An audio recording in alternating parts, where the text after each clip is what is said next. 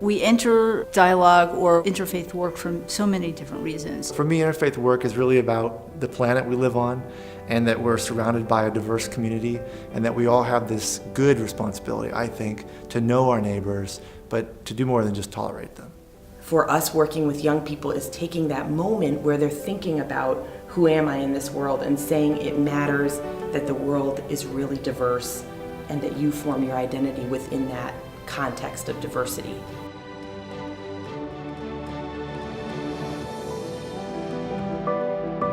So there is a sort of a courage that's needed to go beyond your own boundaries and to look into someone else's way of life and their practice of religion, and even more important, their moral and ethical beliefs, how they live up to those things, and to sort of expose yourself to that type of thing and still retain your own identity and your own belief.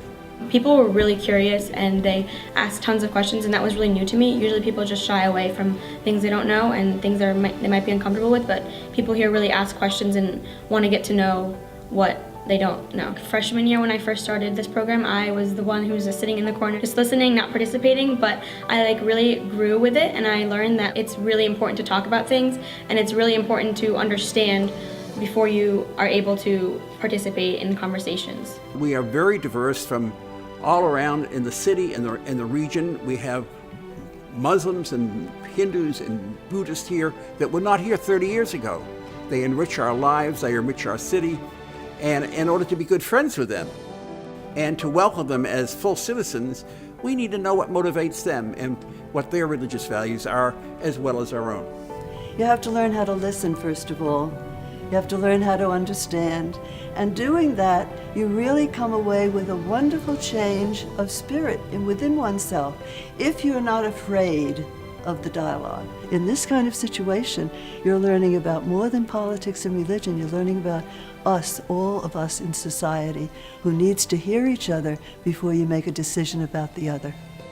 Dare to Understand came about because we were listening to the threads of all the stories we heard from young people, from adults, from people of faith and no faith, who really wanted to be understood in their workplace, in their family, in their congregation. It seemed to be so at the heart of what relations with people of difference are about listening to who we are, what keeps us awake at night, and what we need to strive to together to build the kind of community we want to live in. For me, it means dare to be curious. So many of us, whether it's my generation or youth today, there's such a busyness that there's just, you don't have time. You're not necessarily encouraged to be a curious person. And that's what this is about. I think Dare to Understand tells us that it's not about tolerance. It's literally about knowing people. I dare to introduce myself to you in a way that's authentic, from my place of faith or no faith, and I dare myself to understand where you're coming from as well. We hope we're teaching our students a way of being in the world that somehow is a little bigger than each session and each little moment.